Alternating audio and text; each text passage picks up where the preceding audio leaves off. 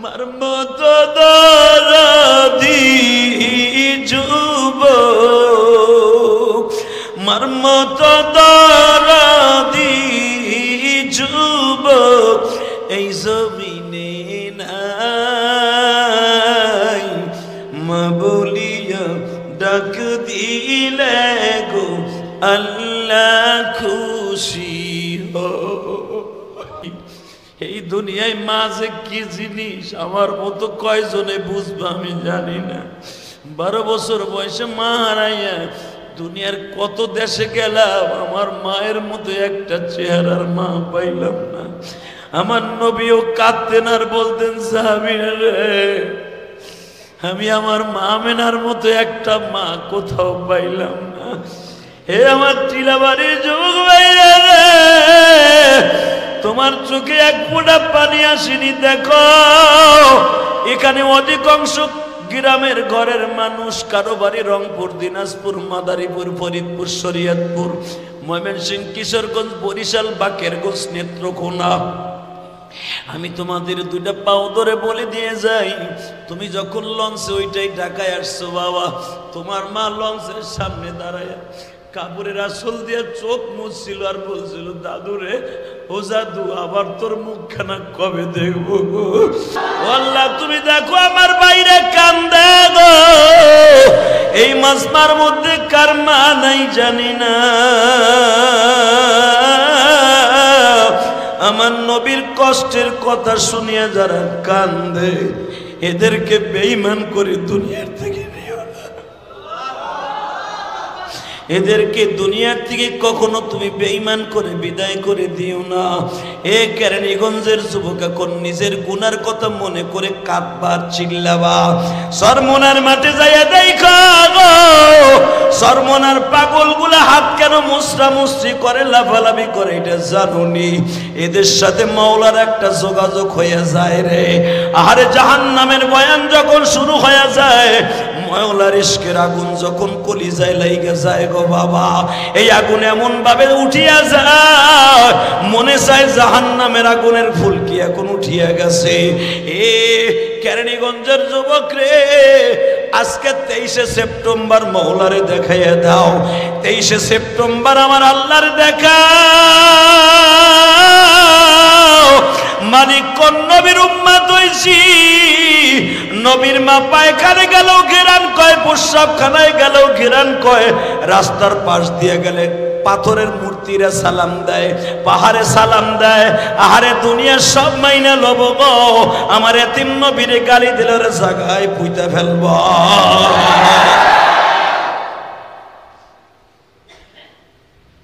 এবার আমি দেখবো আশিকে রাসূল কয়জন আছো। মৃত্যুর সময় কি আমার নবীর চেহারাটা দেখা মরার নিয়ত আছে না নাই? নবীর চেহারাটা দেখবা ভাই। যদি আমার নবীর চেহারা দেখতে চাও, এই চোখ দিয়ে দেখাইতে চাইলে চোখ দিয়ে এখন নবীর ইশকের 2 ফোঁটা পানি ফেলতে হবে। আমার শাস্তু মামা আব্দুর রহমান আমারে রবিউল আউয়াল মাসের 17 তারিখ আমারে ডাক দিয়া বলে, মুহাম্মদ রে বাবা। মামা বলে আর কান্দো না গো বাবা, চলো তোমার মাকে আমরা দাফন করে আসি। এ আমার কলিজার টুকরা ভাইরা, তুমি আমার সাথে এখন একমত হয়ে কানবা। আমার নবীর বয়স যখন 6 বছর গো বাজার, নবী আমার রাইতেই 11টার সময় আমিনা ডেকে ডেকে বলে, মুহাম্মদ রে তোমার ঠোঁটটা আমার ঠোঁটের সাথে লাগাও গো বাবা, আমি তোমার ঠোঁটে 2টা চুমা দিয়ে যাই। আমার নবীর ঠোঁটখানা আমিনা ঠোঁটের সাথে লাগানো। হঠাৎ করে আমিনা নবীর কানের ঘাড়ের নিচে হাত দিয়ে বলে, মুহাম্মদ রে মনে বড় আশা ছিল তোমারে আদর করব, কিন্তু আমি জানতাম না রে বাবা তোমার বাবা যেই দেশে ঘুমায় এই দেশে আমার মৃত্যু হবে। এই কথা বলতে দেরি আছে, নবী আমার একটা চিৎকার দিয়ে মার গালের মধ্যে জিহ্বাটা দিয়ে বলে, আমার লক্ষ্মী মা, আমার সোনা মা, আমারে রাইখা যাইও না। কারে ডাকবো মামা বলে,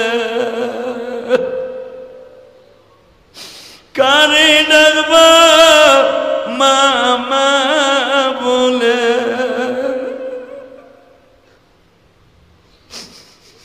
মাঝে ধরাই নাই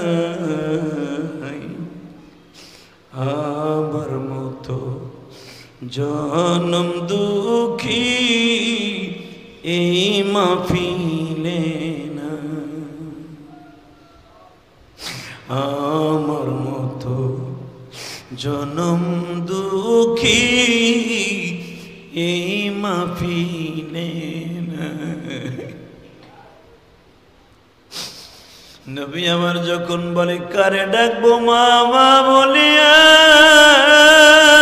মা গো আগামী কালকে আমার কে গোসল করাইয়া খাবার মুখে তুলে দিব মা। মা তোমার কি আমার লাগাই একটু মায়া লাগে না? জীবনে কাউরে বাপ বলে ডাক দিলাম না। ও আমার এতিম ভাইরা, কার বাবা নাই আমি জানি না গো। বাবার সম্পদের উপরে বাড়িঘর করছো, বাবা প্রতি সোমবার আর বৃহস্পতিবার তোমার দরজার সামনে আইসা ডাকে, তু তাওয়াঙ্গার কাস্তাই আজ মালে মা ইজা মা গাফেল সুদি আজ হালে মা। বাজান আমি এত কষ্ট করে জায়গা কিনা বাড়ি করলি, আমার জায়গায় 100 জায়গার দাম 40 লক্ষ টাকাই গুড়িয়া টিলা বাড়ির জমিনের মুসলমান ভাইরা রে, তোমার বাবা প্রতি শুক্রবার মসজিদের দরজায় দাঁড়ায় দাঁড়ায় কান্দে আর বলে 100 জায়গা আমি যখন কিনি তখন কিনছিলাম 5000 টাকা দিয়া, এখন 100 জায়গা তুই 40 লাখ টাকা বেচা 5 তলা 7 তলা বিল্ডিং করলি, আমার ঘাম ঝরানো পয়সা দিয়ে কিনা জায়গায় বসিয়া, হালাকে তুই মসজিদে মাত্র 50,000 টাকাও দিতে পারলি না। এই জামা গাফিল সুদি আজ হালে মা, তুই যেমন আমার খবর নিলি না, 5 তলা রাইখা তুইও কবরে যাবি, তোর পোলা তোর ঘর ভাড়া দিয়ে গাঞ্জা খাইব, তোর খবর লইব না। সবাই জানে আমেনার গায়ের থেকে ঘেরান আসে, কিন্তু কেউ বলতে সাহস পায় না আমেনা তোর লাগাও কেন। সবাই হুজুরের দাদি ফাতেমার কাছে নালিশ দিল, অভিযোগ দিল তোমার বৌমা নারী হওয়ার পরও কেন এত দামি আতর লাগায়। চোখের পানি ছেড়ে দিবেন আমার নবী কেমনে দুনিয়া আসছে গো বাবা। সারা দুনিয়ার রহমত আমার নবীরে আল্লাহ বানাইছে, ওই মানুষটার পায়রবি করতে আমার আল্লাহ বলেছে লাকাদ কানা লাকুম ফি রাসূলিল্লাহি উসওয়াতুন হাসানা। কোন নবীরে গালি দেশ রে এই আসাদ নূর, কোন নবীরে গালি দেশ? আমার নবীরে মরুভূমির ডাকাত বলে গালি দেশ?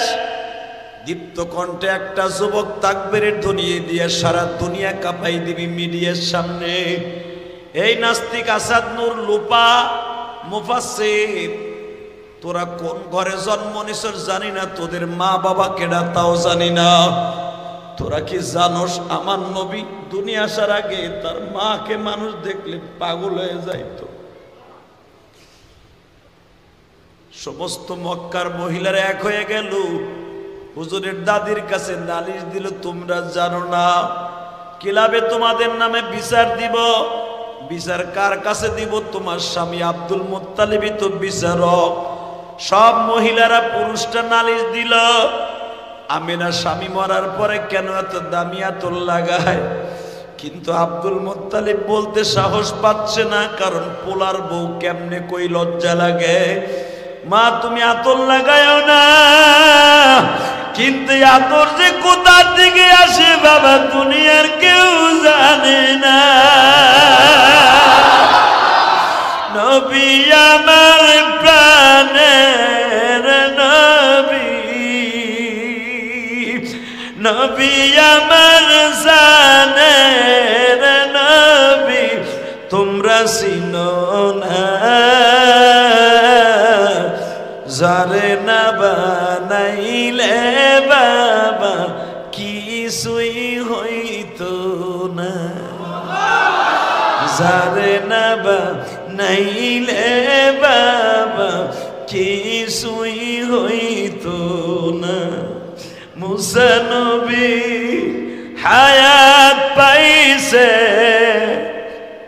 100-র উপর, আমার নবী হায়াত পাইছে 63 বছর, আদম নবী হায়াত পাইছে 1000-এর মতো,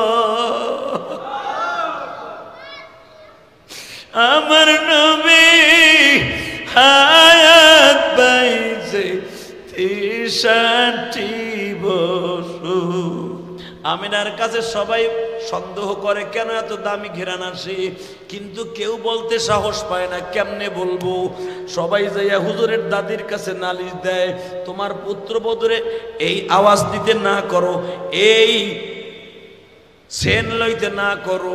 হুজুরের দাদি হুজুরের দাদার কাছে যায় বলে, আমি একা বলবো কে, চলেন আপনার আমি একসাথে বলি। আমিনা তো ঘরের দরজা খুলে না, শুধু আব্দুল্লাহ আব্দুল্লাহ কয়ে কান্দে। বাজান, যেই মা বোনের স্বামী মারা যায় যুবতী বয়সে, তাদের কাছে যাইয়া দেখেন, আপনার বিবিরে পাঠায় দেখেন, তারে যদি আপনার স্বর্ণের ঘাটেও ঘুমান গো, ওই মহিলার কলিজার মধ্যে হাহাকার আওয়াজ হয়ে যায়। আমিনা মাত্র 14 বছর বয়সে স্বামী হারায় ফেলছে। স্বামীর যন্ত্রণা, স্বামীর আল্লাহ আদর সোহাগ জীবনে মাত্র 5 থেকে 6 মাস পাইছে মহিলা। এই ভালোবাসায় একটা মহিলার কতটুকু তৃপ্তি মিটে গো বাবা। আমিনার কাছে কেউ সাহস করে যাবে, কেউ সাহস পায় না, স্বামীটা নাই। হুজুরের দাদি যাই আস্তে আমিনার খাটের কাছে বলে, বৌমা মক্কায় আগুন লেগে গেছে, সবাই তোমার সমালোচনা করে, তুমি আর এই আতর ব্যবহার করো না। মক্কায় কুরাইশ বংশে, খাদ্রাজ বংশে এই আতর ব্যবহার করা নিষিদ্ধ স্বামী মরার পরে। আমি না বলে, আম্মা আমি আতর ব্যবহার করি না। আরে তুমি বলো কি আতর করে এত ঘেরা? আমি না মনে মনে ভাবলেন, শাশুড়ি আম্মার একটু প্রমাণ করায় দেই। আমি না গালের মধ্যে থেকে একটু থুতু শাশুড়ির সামনে ফেললেন।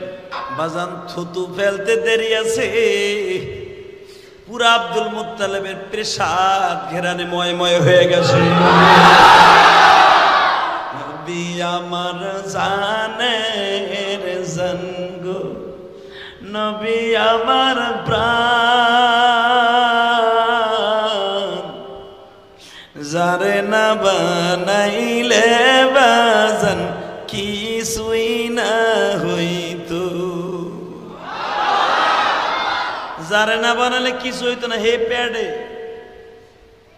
আরো 3 মাস পরে আসবে, থুতু ফেলতে দেরি আছে, ঘেরান এমন ভাবে ছুটছে, হুজুরের দাদি ফাতেমা লাফ দিয়ে উঠছে। বৌমা নতুন আতর আবার করতে লাগলে আর এক কোয়ালিটির ঘেরান। আমি না বলে, আম্মা এটাই হলো আমার আতরের ভেদ। আমি জীবনে কোনোদিন আতর লাগাই নাই গো মা। আমিও জানি মক্কা মদিনার মহিলারা স্বামী মারা গেলে আতর লাগানো নিষেধ, কিন্তু আমার মালিক আমার পায়খানা প্রস্রাবের মধ্যে, আমার থুতুর মধ্যে, আমার ঘামের মধ্যে এমন আতর লাগায় দিছে যে আতরের ঘিরানে পাখিরা পর্যন্ত আমার পাশে দাঁড়ায় সালাম দেয়। আপনি জানেন না গো মা,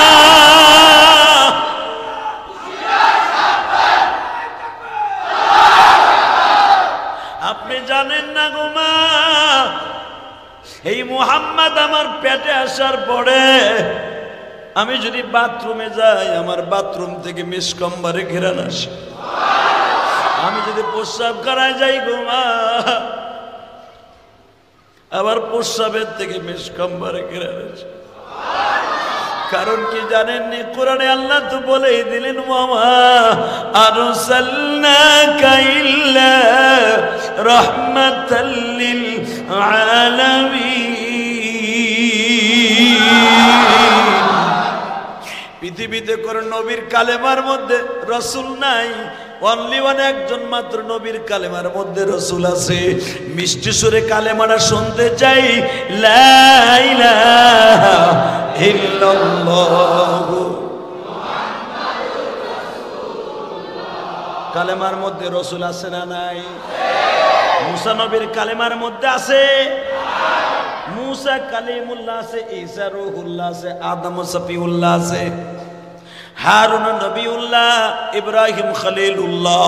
কিন্তু বাজানরে মুহাম্মদুর রাসূলুল্লাহ দুনিয়ায় মাত্র একজনকে রাসূলুল্লাহ বলে আল্লাহ ডাক দিয়েছে।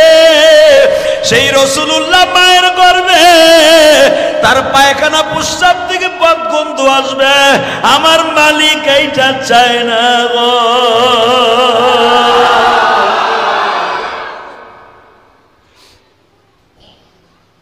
যদি আমার ওই নবীরে কেউ গালি দেয়, ওরে আস্থা রাখা যাবে না। যেই মানুষটা পেটে থাকলে বাজার শুধু এখানে শেষ না, থুতোর থেকে এমন ঘেরান আসতো, আমেনা কোন জায়গায় থুতু ফেললে মাসকে মাস ঘেরান আসতো। এখানে শেষ না গো বাবা, আমেনার শরীরের ঘেরান নেয়ার জন্য উপরের বাস পাখিগুলা, দোয়েল পাখিগুলা, কবুতর গুলা, টিয়া পাখিগুলা আমেনার সামনে দাঁড়ায় দাঁড়ায় মাথাটা বের করে দিয়ে কি জানো বলতো, মা গো মা, তোমার গর্ভে আছে মুহাম্মদুর রাসূলুল্লাহ। আমেনা এদের আওয়াজ শুনিয়া পাগল হয়ে যাইতো। কবুতরে বলতো, মা তোমার গর্ভে মুহাম্মদুর রাসূলুল্লাহ। বাজানরে টিয়া পাখিতে তার আওয়াজ দিয়ে বলতো মুহাম্মদুর রাসূলুল্লাহ।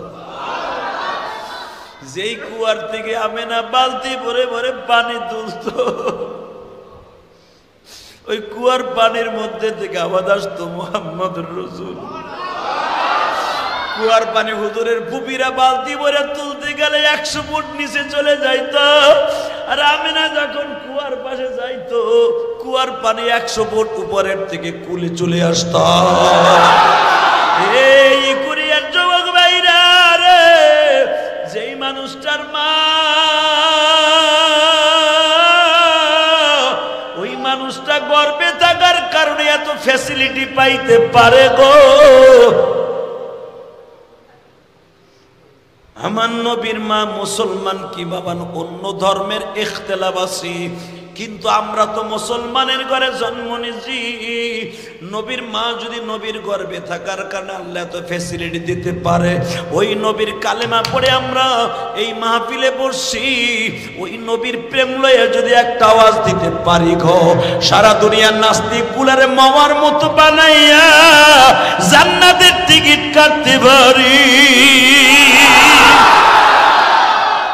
কমেন্ট বক্সে জানিয়ে দিন আপনার মতামত। ভিডিওটি ভালো লাগলে অবশ্যই একটি লাইক দিন এবং শেয়ার করুন। পরবর্তী আপডেটের জন্য চ্যানেলটি সাবস্ক্রাইব করে আমাদের সাথেই থাকুন। ধন্যবাদ। আমার চোখের সামনে আমার চাচারে যেইভাবে আজরাইল মারতাছে লোহার হাতুড়ি দিয়া, আমি নবী কিছু করতে পারতাছি না রে আলী।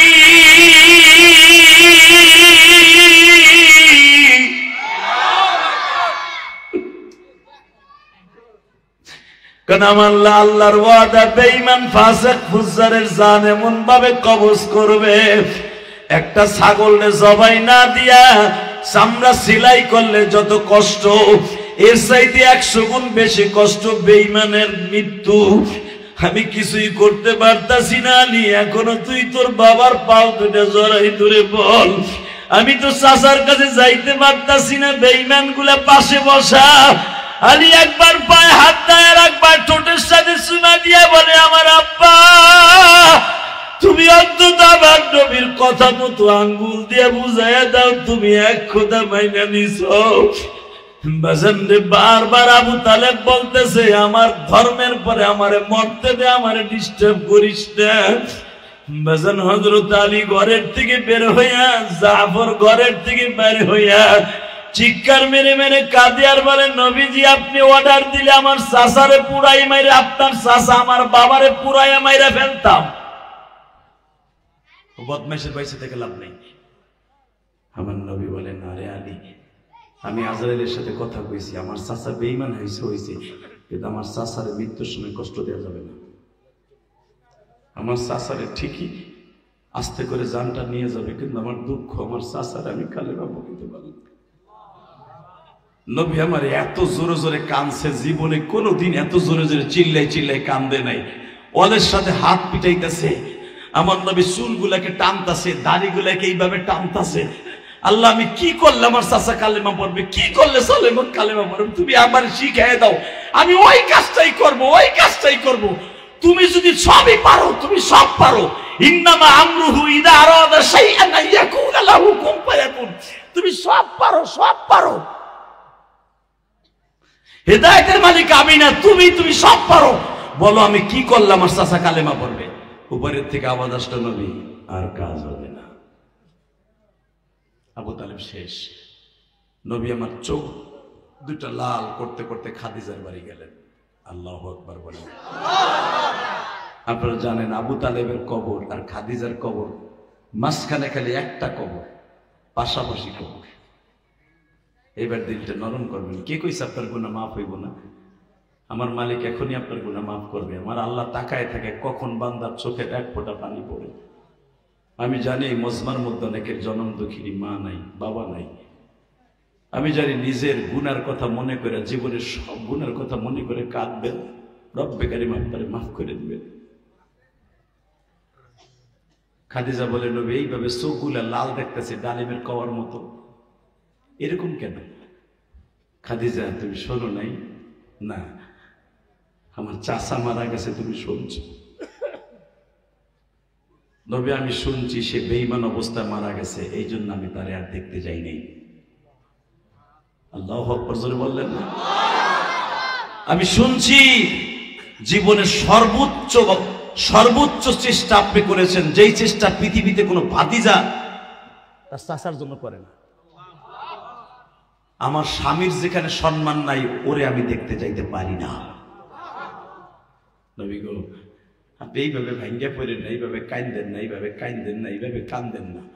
আমার নবী বলে, খাদিজা আমি দিলকে বুঝাইতে পারতাছি না, আমি আমার চাচার লেগে কিচ্ছু করতে পারলাম না। আমার যেই চাচা আমার এতটা বছর, 16-17টা বছর নিজে খাওয়াইয়া পড়াইয়া ব্যবসা শিখাইয়া তোমার বাড়িতে উঠাই দিয়া বিবাহ পর্যন্ত আমার চাচা আমার জান দিয়ে দিল, আজকে আমি সেই চাচার জন্য কিচ্ছু করতে পারলাম না। আমার শুধু একটা কষ্ট নিয়ে আমার কবরে যেতে হবে। খাদিজা কি বললেন? চট করে দেখেন কি বুদ্ধিমতী। নবী গো, আপনার চাচারে আল্লাহ নিয়ে গেছে, আপনি ভাঙ্গে পড়বেন না। আপনার মাকে নিয়ে গেছে, আপনার বাপকে দেখাই নাই, আপনার কোনো ভাই নাই, আপনার কোনো বোন নাই। নবী মনে রাখবেন, আপনার এক এক করে আত্মীয় স্বজন সব আল্লাহ বিদায় করে নিয়ে নিচ্ছে, আল্লাহ একমাত্র আপনারে তার হাতে লালন পালন করবে। জোরে জোরে জোরে জোরে জোরে জোরে জোরে। নবী দেখবেন হঠাৎ করে আমি খাদিজা একদিন থাকবো না। এক নাম্বার কারণ আবু তালেবের মৃত্যু। মা খাদিজা বলতেছে, দেখবেন আমি আপনার বান্ধবী, আমিও একদিন থাকবো না। আমার মালিক চাইতেছে সমস্ত দায়িত্ব এককভাবে আপনার সব নিয়ে নেয়া। আমার নবী বারবার বলে, খাদিজা রে, তুমি এই কথাটা বইলো না, এই মুহূর্তে তুমি আমারে ছাইরা যাও না। এবাসান বুখারীতে আসছে, আল্লাহ আজিজুল হক লেখেন সিরাতে মুস্তাফার মধ্যে আসছে, আবু তালেব মারা গেলেন এই মাসের 1 তারিখ বা 2 তারিখ, মা খাদিজা মারা গেলেন এই রজব মাসের 8 তারিখ। আবু তালেব মৃত্যুর 8 দিন পরে সিরাতে মুস্তাফার মধ্যে দেখবেন, সিরাতে খাতামুল আম্বিয়ার মধ্যে আছে, আবু তালেব মৃত্যুর 8 দিন পরে মা খাদিজা একদিন ডেকে ডেকে বলে, 2 নাম্বার কারণ কেন আমার নবী আল্লাহর বাড়িতে আল্লাহ নিলেন। মা খাদিজা 8 দিন পরে ডেকে ডেকে বলে, নবীজি আমিও মনে হয় আপনারে ছাইরা চলে যাব। নবী একটা কথা আপনি আমার সাথে ওয়াদা দিবেননি, এতটা বছর আপনার ঘর করলাম গো নবী, এই নবুয়তির আগের থেকে বহুত আগের থেকে আপনার ঘর করলাম। নবী আমার মনে কিছু চাওয়ার আপনার কাছে নাই, শুধু 2টা জিনিস আপনার কাছে চাইয়া যাই। 1 নম্বরে নবী আপনি আমার জীবনের তরে ভালোবাসা দিয়া কবরে আপনি শোয়াবেন। 2 নম্বরে খাদিজার জীবনের তরে আপনি মাফ করে দিবেন। 3 নম্বরে আমার দাফন করার পরে কবরস্থান থেকে উঠে যাবেন না, আমারে কবরস্থ করার পরে আমার কবরের পাশে আপনি বসে থাকবেন, আমার মালিকের জবাব আসার আগ পর্যন্ত আপনি কবর থেকে উঠবেন না। জোরে, আরো জোরে।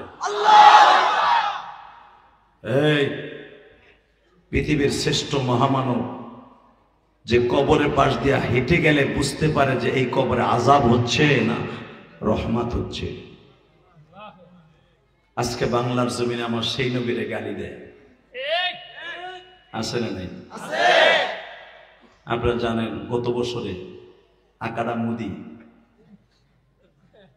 আকাড়া না,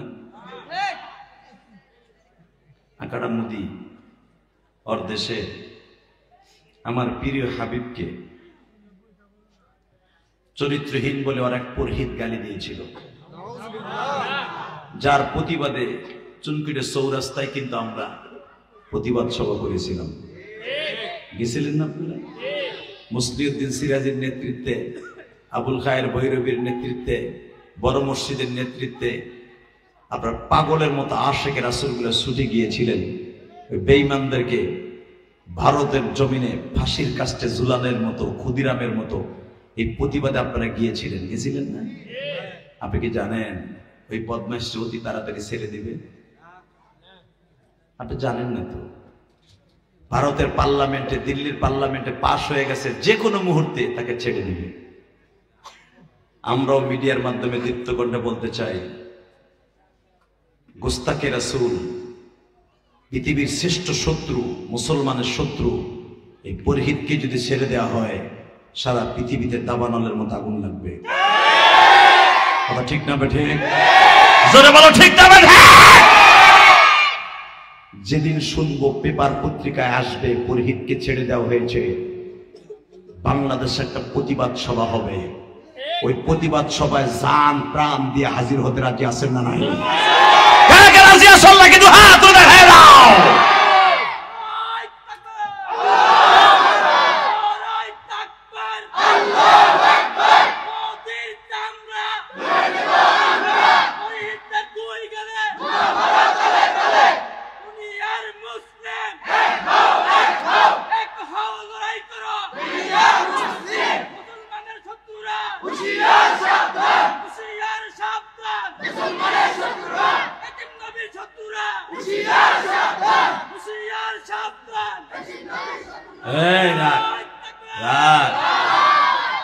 তাকবীর বইয়া বলে দেশকে, তুই তাকবীর হইয়া বলে দেশকে, তাকবীর দিবি মাঝখান থেকে খাড়ায় দিবি, যত শক্তি আছে।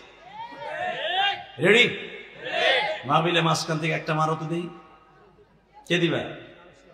সাহস নাই? নারায়ে তাকবীর, নারায়ে তাকবীর, আল্লাহু আকবার। ইসলামের শত্রুরা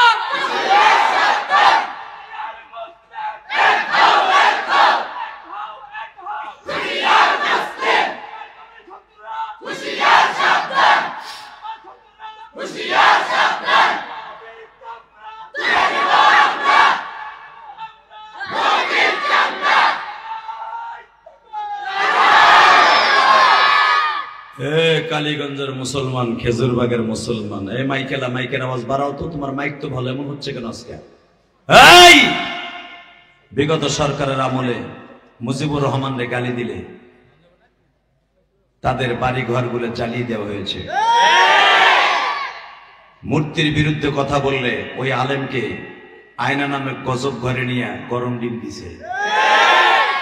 কোনো কথা নাই, ধরে মাইক, মামলা হামলা দেওয়া হয়েছে। কথা ঠিক না বেঠিক? মুজিবুর রহমানরে গালি দিলে যদি আপনাদের অন্তরে লাগে আওয়ামী লীগ গালাদের, জিয়াউর রহমানরে গালি দিলে যদি আপনাদের অন্তরে লাগে লাঠি সোটা দিয়ে তাদের প্রতিবাদের মিছিল বের করেন, জামাত ইসলামের নেতা মওদুদীর গালি দিলে যদি কলিজায় লাগে, সরমনের শায়েখরে গালি দিলে যদি সরমনের মুরিদের পাগড়ি মাথার থেকে মাজায় বাঁধে, আশেকে রাসূল কাফনের কাপড় বেঁধে মাজায় বেঁধে রামতে। আপনি দেখেন নাই মোদি সাহেব? আপনি দেখেছেন ওল্ড দিল্লি থেকে নিয়ে নয়া দিল্লি থেকে নিয়ে সেই বম্বে পর্যন্ত 100 কিলোমিটার আশিক রাসূলগুলো প্রমাণ করে দিয়েছিল রক্তের বন্যা বইবে, আমার আশিক রাসূলের যে গালি দিয়েছে, আমরা আশিক রাসূল জমিন ছাড়বো না। প্রিয় ভাইরা আমার, কেন কথাগুলো বলছি আমি জানি, দিলের কানে শুনবেন, এই জন্য বলছি কারণ প্রিয় হাবিবের কথা শুনে যদি কারো চোখে পানি আসে এবং নবীর কথা শুনে কেউ যদি তার অন্তরের থেকে একটা আওয়াজ দেয়, ওই মানুষটার জীবনে একবার হলো আমার নবীর স্বপ্নে দেখতে পারবে। আর নবীর একবার যদি কেউ স্বপ্নে দেখে তার জন্য জান্নাত ওয়াজিব হয়ে যাবে। আমি দেখবো এখন নবীর আশিক কয়জন আছেন। রেডি? এই বাচ্চাই কথা বলা যাবে না। বসন্তে হঠাৎ করে মা খাদিজা 8 রজব এই মাসের 8 তারিখ, হে কলিজার ভাইরা, আমার বিশ্ব নবী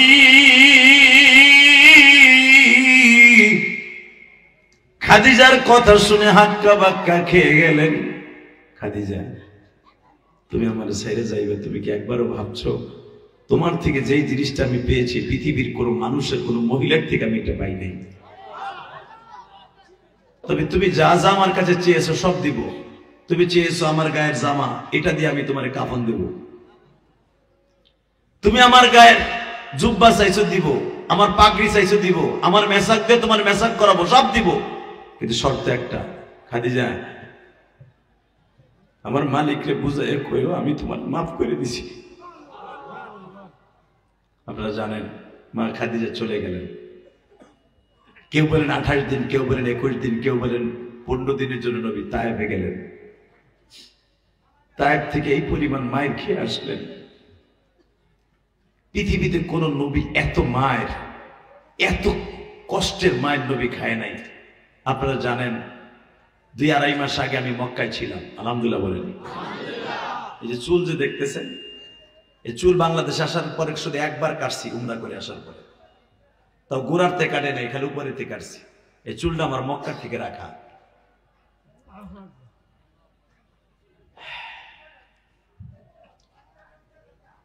বাজান, যদি মক্কা মদিনায় যাইতে চান, দিলটাকে নরম করে মক্কার দিকে, মদিনার দিকে দিলটা লাগান। হঠাৎ করে একদিন দেখবেন চলে গেছে। মক্কা মদিনায় যাওয়ার জন্য কিন্তু টাকা লাগে না, কপাল লাগে। তা না হলে দেখছেন না, হবিগঞ্জের একটা প্রতিবন্ধী আনোয়ার কথা কইতে পারে না। ওই যে রিফাত যারা জিগাইছিল জাতীয় মাছ কি কয়, পাঙ্গাস বলছিল না। গত বছর আমি এই রিফাত মাদ্রাসায়, ওই মাদ্রাসায় জামালগঞ্জ, সে হবিগঞ্জের জামালগঞ্জ থানায় আমি মাহফিলে গেছিলাম। একবারে বর্ডার, একবার অজুপাড়া গায়ে। এইদিকে হলো বিবারিয়ার সেই হাওর, এইদিকে ইন্ডিয়া, এইদিকে জামালগঞ্জ। এইখানে জন্ম নিয়েছে দেখেন একটা প্রতিবন্ধী আনোয়ার। একটা মাদ্রাসার ভিতরে এরা কাজ করে। এটা প্রতিবন্ধীর মতো, কথা কইতে পারে না ঠিক মতো, সূরা কেরাত বলতে পারে না, কথার কোনো ব্যালেন্স নাই, খাওয়ান দাওয়ান ঠিক নাই। আমারে কয়, হুজুর এগো যখন নিয়ে গেছি, হেরামের কাপড় খুলে মুলে বয়ে রয়েছে হেরামের মধ্যে। তাহলে বুঝালাম তার কি আকল আছে।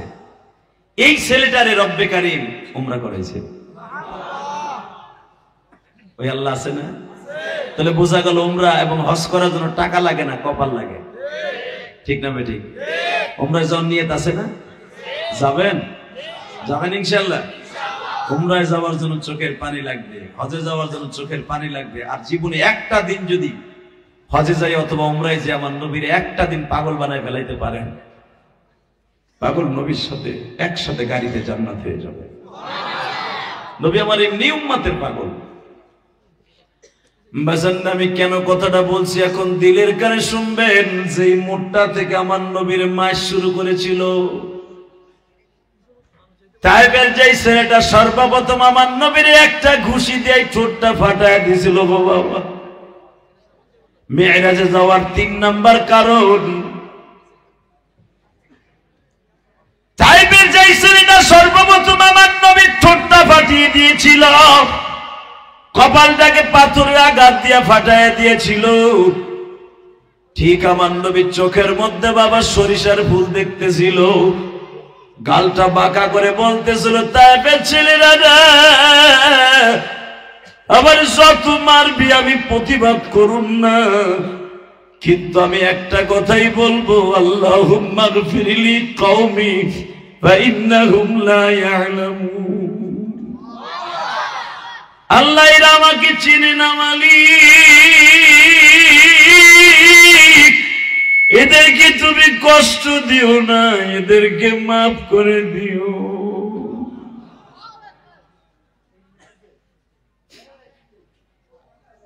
মেজানজে আব্দুল্লাহ ইবনে আব্বাসের মসজিদের থেকে গাড়িটা টার্নিং নেওয়া হয়, এই মোড়ের থেকে আমার নবী পাগলের মতো দৌড়ায় আর পিছনের থেকে বেঈমান গুলো পিড়ায়। একটা পাগলরে যেইভাবে পাথর মারে আমার নবীর ওইভাবে মারে।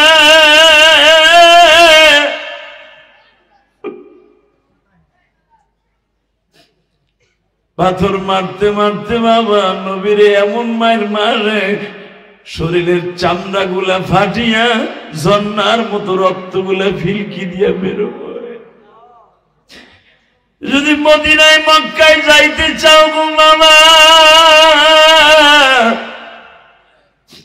মক্কার থেকে 115 কিলোমিটার দূর নবীর এই মায়ের স্পোর্টটা বাখায় বাবা। এখানে 199, আমার নবীর নাম 99টা, আমার আল্লাহর 99টা নাম পাথরের মধ্যে এখনো খোদাই করে লেখা। নবী আমার দৌড়ায় আর বেঈমান গুলা মারে। নবী আমার দৌড়াইতে দৌড়াইতে আব্বাসের বাগানের মধ্যে যে বেহুশ হয়ে পড়িয়া যায়। কমেন্ট বক্সে জানিয়ে দিন আপনার মতামত। ভিডিওটি ভালো লাগলে অবশ্যই একটি লাইক দিন এবং শেয়ার করুন। পরবর্তী আপডেটের জন্য চ্যানেলটি সাবস্ক্রাইব করে আমাদের সাথেই থাকুন। ধন্যবাদ।